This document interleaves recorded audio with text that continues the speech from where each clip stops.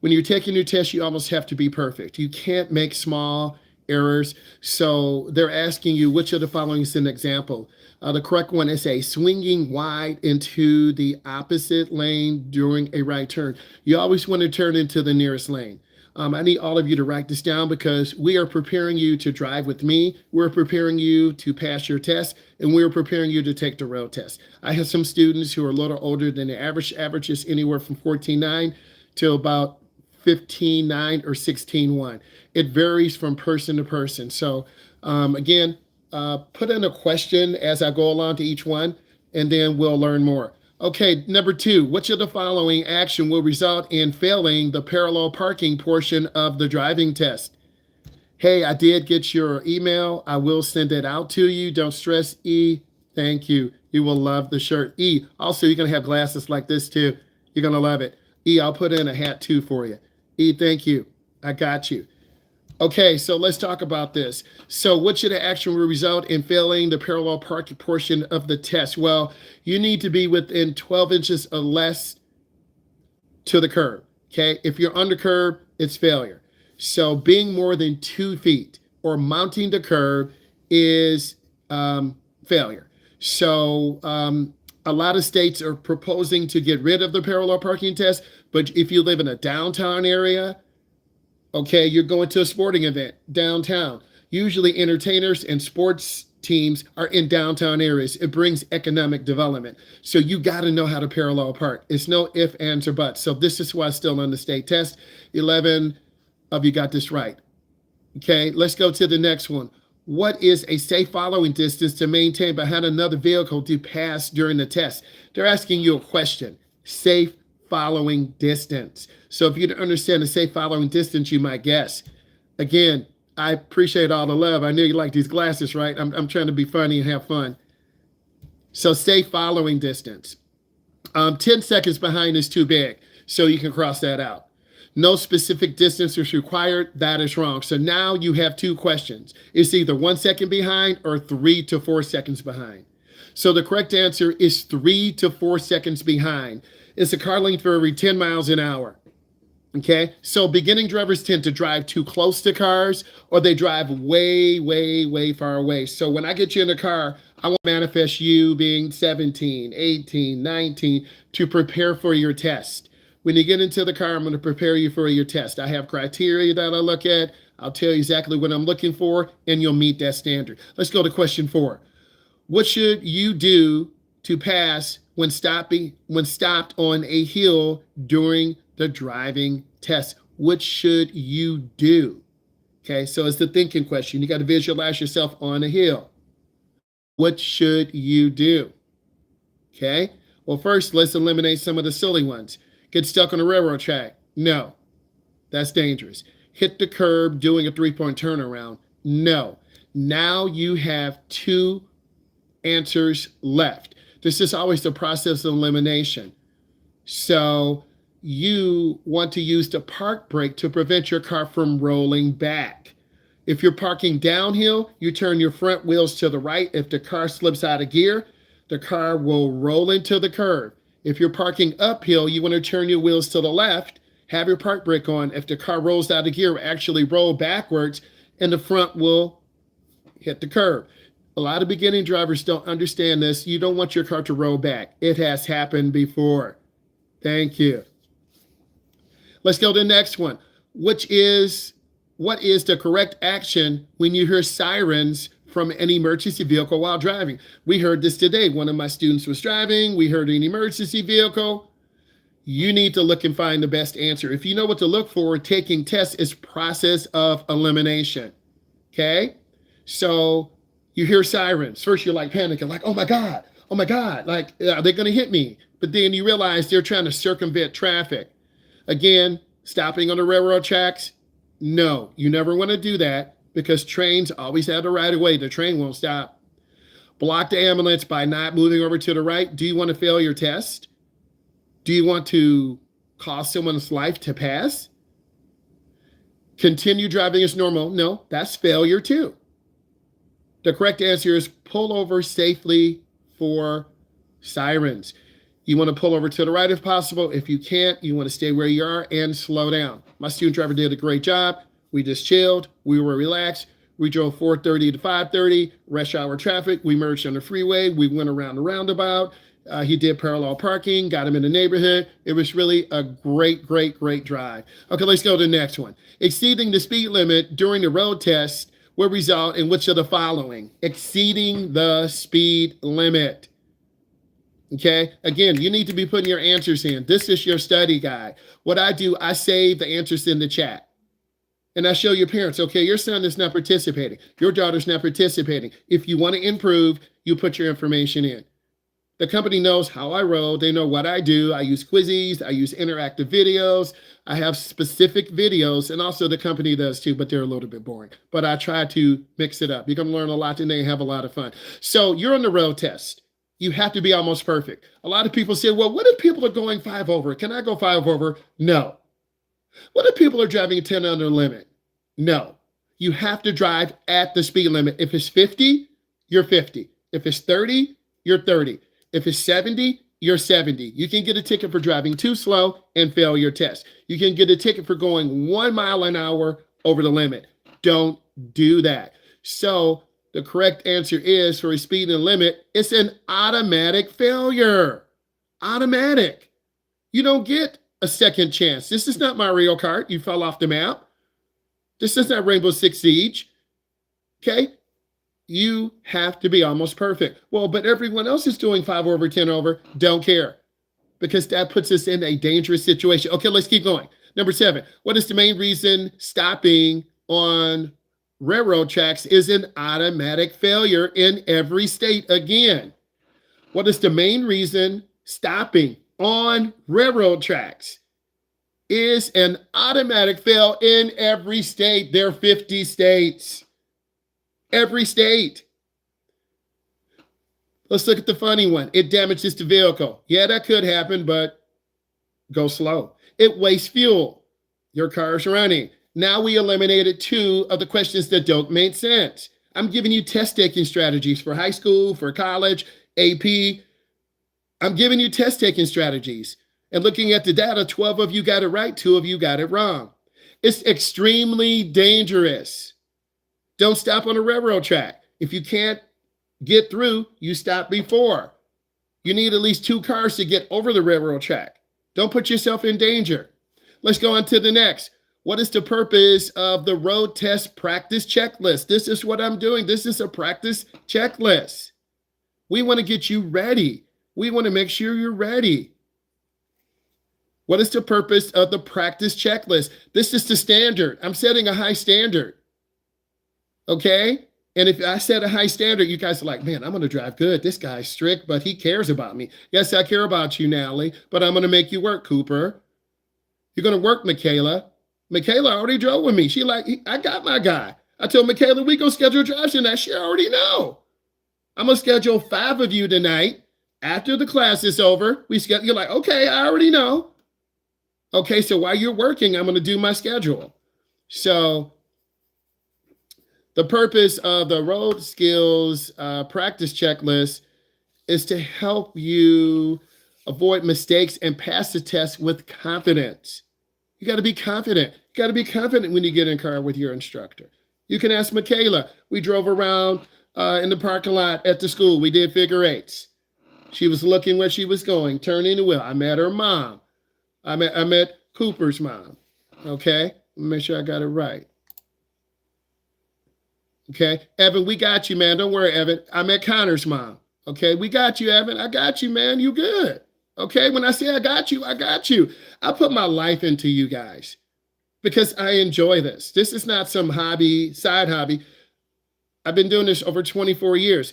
If I tell you that I'm going to do something, 99.9999%, I'm going to try to do it. So we want to build confidence. We want to help you pass the test with confidence. Real talk. Okay, let's go on. Which document is required to be brought to the driving test? Document. If you don't know what document is, you're like, I'm lost. I don't know what a document is. Because at school today, we had a professional development. Keywords are important. This is a road test. We're talking about protected left turn, roundabout, speed control, hand over hand steering. Okay, you have to know these terms. Document. You don't need a road map because the road tester has a course. You're going to be making 2 right turns, 2 left turns, going on a roundabout. You're going to merge on off the expressway. You're going to go through a neighborhood. You're going to go through an industrial area. For people to say my instructor just took me around the block, they're lying to you. No good road tester would just drive you around for 10 minutes and say you're done, because you're not being properly evaluated. And if you crash, that's on their head. Okay, so a lot of people say this, I just drove around the block. No. So you documents required to bring with you, not a roadmap, not a maintenance receipt, with down to 2. Learner's permit. You need to bring your learner's permit with you. This will let the tester know, okay, you have the correct amount of hours. You could lie. Some testers might do that, but word's going to get out. They're going to tell the state. They're going to set up a sting operation. They're going to have some random person, hey, I heard that, I can pay you and you'll just pass me. I heard that I don't have to, oh yeah, sure. Here, give me $100. And then once you get in the car, the driver's ed company will no longer be in existence. If you don't believe me, look it up. They are cracking down on driver's ed companies that don't follow the rules. Period. I'll be like Nicki Minaj. Period. Okay, here we go. What should you do even when pulling out in a parking lot during the test? What should you do? Parking lot, people walking, school zone, at the mall, Walmart, wherever, parking lot. Let's go around the silly ones. Roll down the windows. No, that's not it. Turn no hazards. No. Now you have 2 questions. Signal before you pull out or honk the horn. If you honk the horn, you're going to scare someone. They're going to jump. A kid's going to jump. A lady's going to drop her cake on the ground. You're going to laugh. You want to use your signal. This lets people know. A lady almost ran me over like last summer. I went into a store. She wasn't looking. She pulled right out in front of me. If I was not looking, she would have ran me over. That would have killed me. Get it? She would have ran me over. Parking lots are very dangerous because you have people walking between cars, in front of cars, behind cars. People are looking at phones. They're holding their son or daughter's hand. They're walking their pet. They're pushing their cart. You can get ran over. Okay, let's keep going. When preparing to turn or make lane changes, you're preparing to turn. I'm turning right. I'm turning left. I got to look where I'm going. Okay, how long should you signal before making the move? Okay, they're asking you a time question. So the last one, no need to signal. You're going to fail. You're going to get a minus. So you want to pick the best time. Which time is the most appropriate? 6 to 8 seconds, too long. 1 to 2, too short. 3 to 5 seconds. You're probably saying, who cares? Well, do you want to have an accident? Do you want to learn the right way? You have to decide. And I'm trying to set a standard. The companies try to set a standard. The good driving companies have good instructors, good cars, good material. They are repeatable, back to back to back. If you could look at all the videos that have been made of me teaching the session, I do the same thing, back to back to back. I go over the course material. I let you work for half an hour. We go over it. I call random students. So you're going to be ready. So the correct answer is 3 to 5 seconds. 6 to 8 is too long. 1 to 2 is too short. And then no turn signal. That means failure. A person's going to walk out in front of you. Our car is going to turn, and then you have an accident and fail. Okay, which of the following is not a correct step in parallel parking? Now they're asking you questions about parallel parking. You got to visualize yourself. Okay, like me playing basketball versus all of you. I'm going to get on the block. I'm tall. They're going to put me the ball in the post. I drop step. Boom. I can also shoot a mid-range jumper. Okay. I'm not a guy to be pushing it down. Know your role. Stay in your lane. No pun intended. Right? So which of the following is not a correct step? Okay. Not a correct step. So they're asking you a question. So stay within 12 inches. That is a correct step. So it's not that. They're asking you which one is not. Key word. Signal, align, check your mirrors. That's also a key word. So it's not those two. Use park brake for uphill or downhill. We already talked about that. The correct answer is hit the curb. That is not the correct step. Let's go on to the next. When merging onto a freeway, what should you do? So merging means you're moving on. A freeway is a limited access. You take a road to get on, you take a road to get off. Okay? Traffic moves one way. There's no cross traffic. Hopefully there's no pedestrians. The middle lane is the safest lane. The lane to the left is the passing lane. The lane to the right, you're going to have cars merging on, merging off. So when merging onto a freeway, what should you do? Well, we're looking at, there are 4 questions. You're looking at 2 that don't belong. Stop on a ramp? No, unless it's an absolute emergency. You do not stop on the ramp. The last one, drive in reverse? No, because someone's going to hit you because they're merging on the ramp. Hey, can we get 18 likes, please? Can we get some more likes, please? I'm really trying to bring this to life. Come on, let's get some more likes. So merge suddenly without checking gaps. That means you're going to fail. The 2 most common type of collisions on a freeway highway are side swipes, where you side swipe someone, and a rear-end collision. So the best answer is match speed to the flow of the traffic. You got to get yourself up. You got to get your speed up. Okay, really important. What you said, E. Okay, let's keep going. How can practicing in the test area help you during the driving test? Test area. So the test area, you have cones for parallel parking. The test area, you have cones set up for the stop line. You have cones set up for the reverse park. Every state is different. Okay, they require different things. Okay, some states, they may have you get in the car, put on your seatbelt, drive, then before you go back to the DMV, you have to park. Okay, every state is different. So the question is, how can participating in the test area help you during the driving test? We're looking at silly questions first. It confuses you more? No. Why am I doing this? So you're not confused. When you do the study guide, you're like, it was so easy because we prepared. It confuses you more? No. Take that out. That's a silly question. It wastes your time? No.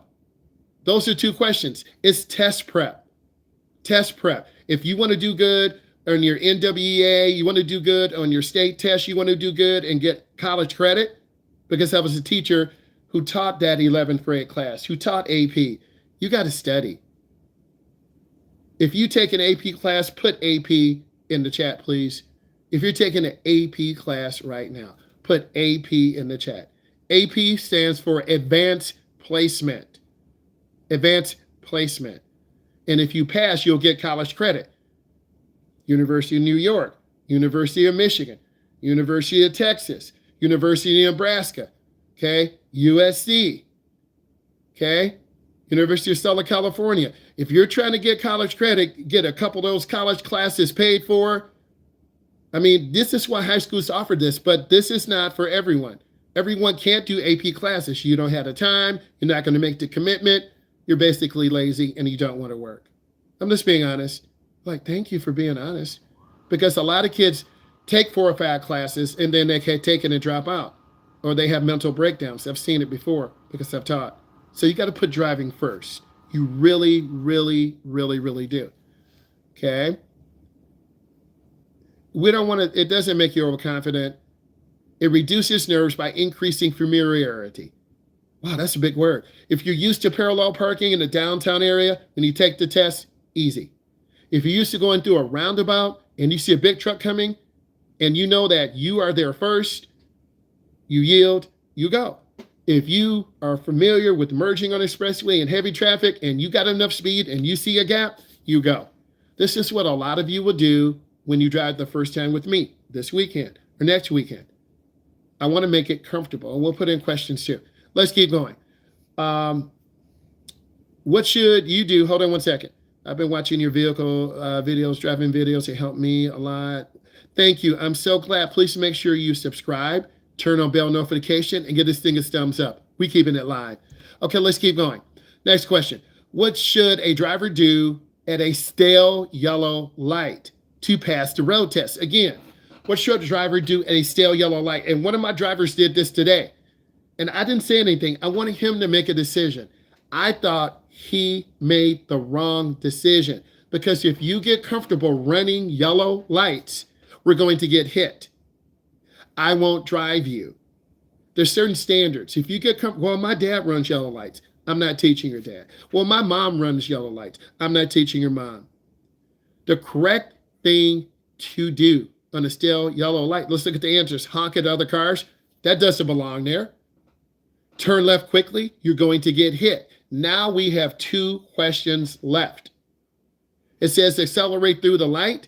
That seems like you're about to get a ticket and you're about to fail your test. The best one is stop safely. It didn't say slam brakes. It didn't say run the light. If you get comfortable running yellow lights, you're going to fail your road test. You're going to put your parents in danger. You're going to put me in danger, and I won't drive you. Because I'm going to talk to your parents every day. I'm going to tell them, hey, how you doing? Hey, I enjoyed talking to you. Is this your first one through? No, it's my second. This is my third. Okay, get in the car and drive. This is my first one through. Okay. And then your parents are going to be tracking us on Lost My iPhone, Life 360. If your parents have to track you on an app, then they really don't trust you. They really don't trust the world. One of my parents said, if I had to track my daughter on an app, then what do I have? I'm like, you're right, sir. So your parents will be tracking us. We'll be doing circles, right turns, left turns, parking, downtown areas, going through roundabouts. We'll be doing a lot. Like you really are going to drive. Okay, let's go to the next one. What is considered a failing action when pedestrians are crossing at the crosswalk? Crosswalk, the 2 skinny lines. Stop line, the big, thick, white line. You need to visualize this in your mind. I'm a very visual person. We all are visual people. We're visual learners. Remember, I'm an educator. Time is changing, right? We got to use AI. We got to use visual representation, okay? Things are changing. Driver's ed is changing too. Teaching adults, teaching teens, looking at your data. Okay, failing action, crosswalk. Let's look at the first one, yielding to the first car that arrives. That sounds confusing. No. Stopping before the crosswalk. You should always do that, but this is more tricky. Creeping forward while pedestrians cross. Sounds like you're about to fail. The correct one is waiting for pedestrians to fully exit the crosswalk. That's called being patient. If you really want to get your license and permit, you're going to put time in. If not, you won't get it. Because I talk to your parents, you know what? My son is 22 and he doesn't drive. Can you help us? Talk to me later. My daughter's 27. She has anxiety. Talk to me later. So you've got to learn this now. Okay, next. What is considered a failing action regarding adaptive cruise control misuse during a driving test? If you don't know what adaptive cruise control is, you better be looking in the study guide. Adaptive cruise control. What is considered a failing action? You got to go through. There are 2 answers that don't belong there. Stopping for school zone beacons? No. Using mirrors and shoulder checks? No. Now you had 2 left. Disabling driver assistance features or letting the car cruise speed, letting the car's cruise control speed during the test. It is B. Letting the cars, what is considered a failing action? Some of you put A, unless looking through. Okay, you're going to ask me. So you want to disable all those features, okay? Next, what is the success rate for parallel parking when using reference points? The hood line reference. When you drive with me, I'll say, look, the edge line is to the right. That's that white line. You have a broken yellow. It means you can pass, or you have a broken white. Lane line reference. A lot of you will hug the right or hug the left. You're looking at the lines. You're looking down the speedometer. Look ahead, aim high. What is the success rate for parallel parking when using reference points as opposed to not using them? 54% is failing. 37% is failing. Now we have 2. 61% is barely passing. So the correct one is 92% with lane line reference. So I'm going to teach you that. Let's keep going. What is the purpose of tactile feedback when in driver's training? Tactile feedback. We're using keywords. Some of you might know what these words mean. So adjusting the seat temperature? No. Playing music? No. Increasing the speed of the car? No. It is A. Providing vibrating seat reminders for blind spot checks. Who benefits from NHTSA approved tactile feedback systems? Who benefits? Who benefits? Tactile feedback. You can have a disability and still drive. Okay? You can have a disability and still drive. Who benefits from NHTSA approved tactile feedback system? Drivers in rural areas? No. Drivers with perfect vision? No. Now we got it down to two. Experienced drivers only? No. It is A. Hearing impaired drivers. Next, what should be demonstrated for wipers and mirrors during the pre-driving checklist?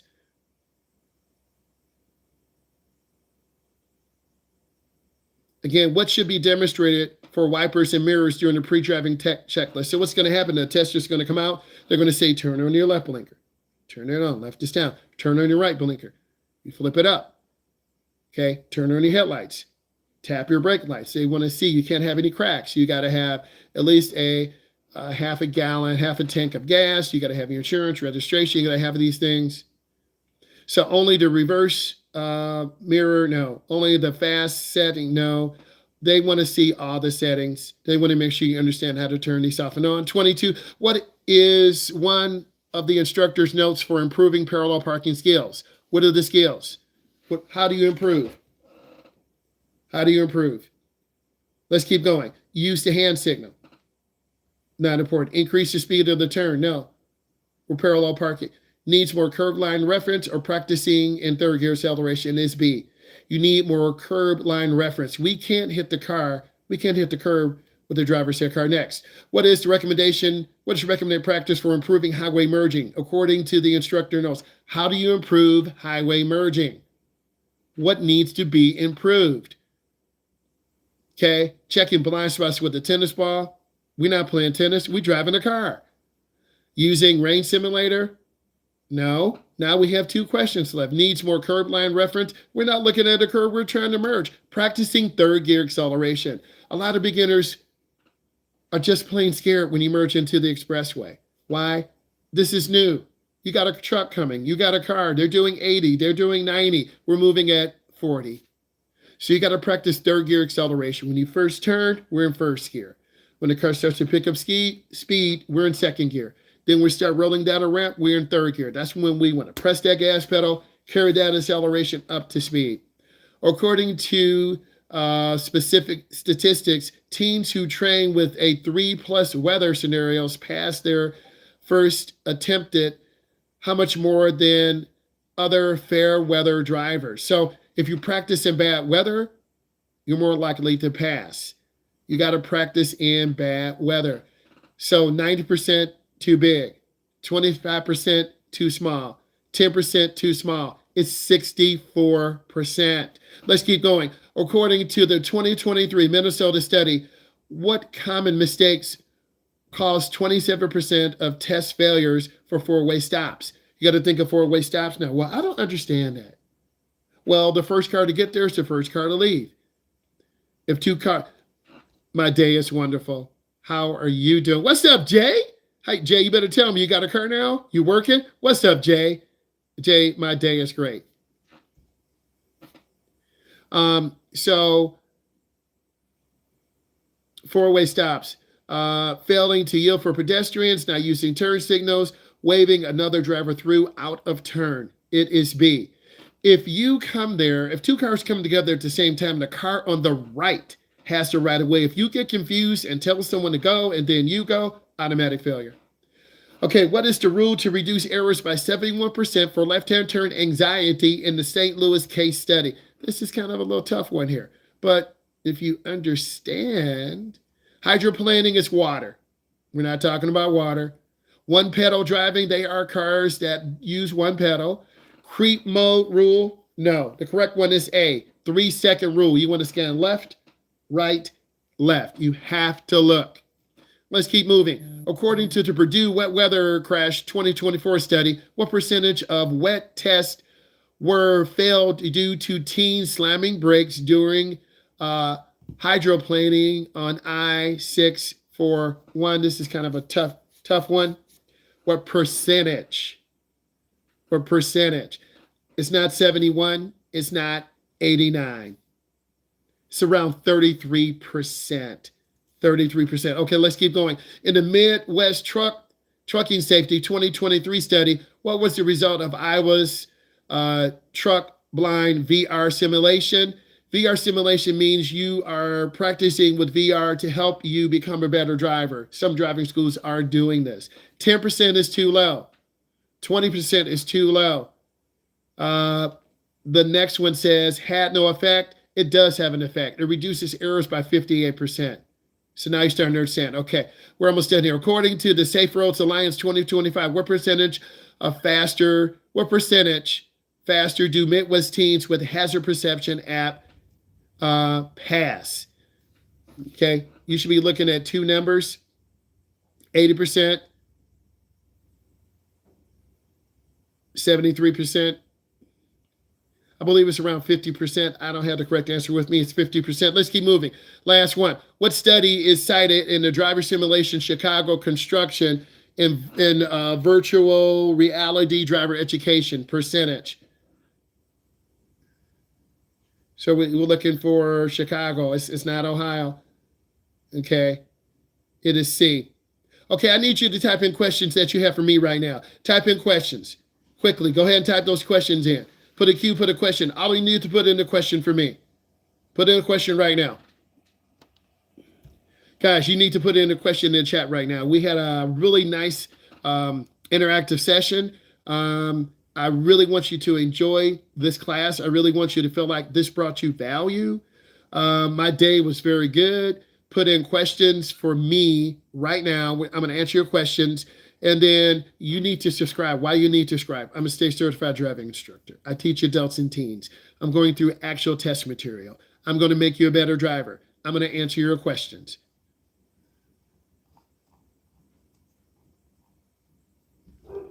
Everyone go ahead and put in a question for me. Please and thank you. Put in a question about this test or about driving.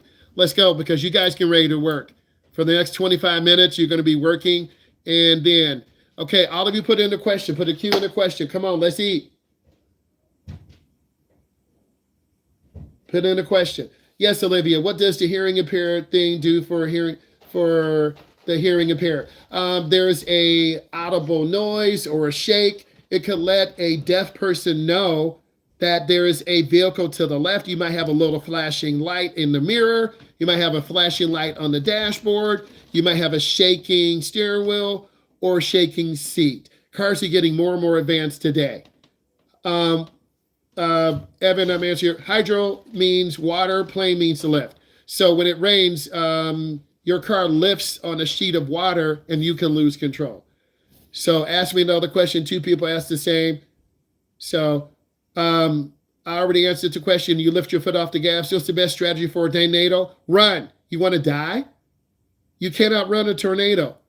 Okay, you're watching too many Netflix movies, bro. You can't outrun a tornado. Okay, you need to get under a bridge, and you still could be pushed away.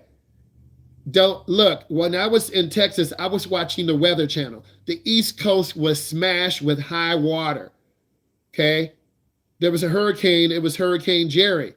Okay, this time of year, it's hurricanes. Okay, come on, let's get more questions. I need more questions.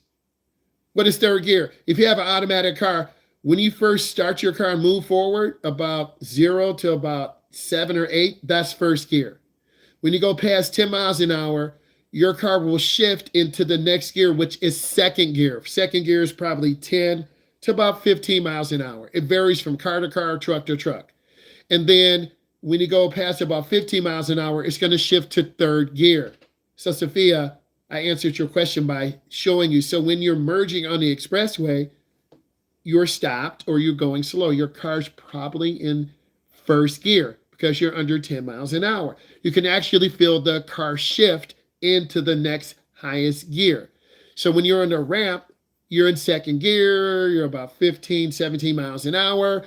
At about 18, 19, or 20, your car's going to shift into third gear. You push that car down, it's going to carry that speed, then it's going to shift.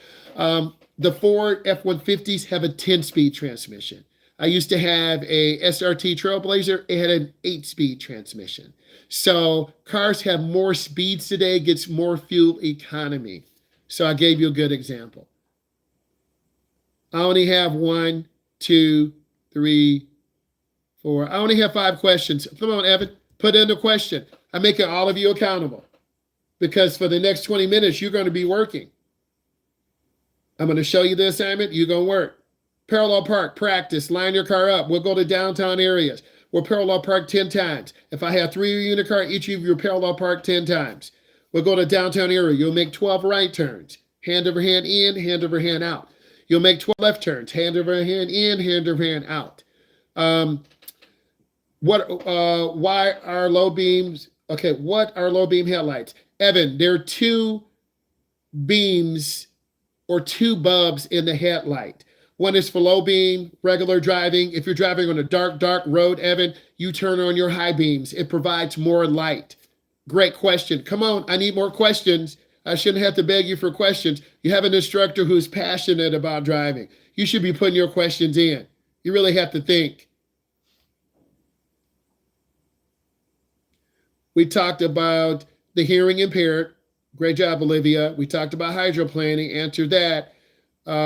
We talked about what do you do in hydroplaning. We talked about tornado. Joseph is trying to get his car blown away and die because you don't mess with the tornado. If it's bad weather, you go down to the lowest structure in your home. And I was watching the Weather Channel when I was in Texas. The threat was real. We talked about third gear driving. Automatics automatically shift from gear 8, 7, 6, 5, 4. When you take your gas off, when you take your foot off the gas, the transmission doesn't see load. The computer says, oh, the car's not moving anymore. I'm going to downshift into the next gear. Oh, when you put your foot on the gas, the computer is requiring more power, more torque.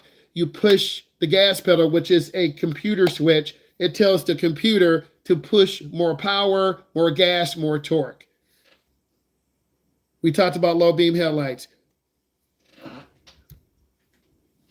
Okay, I want to say thank you. Subscribe to the channel. Bye.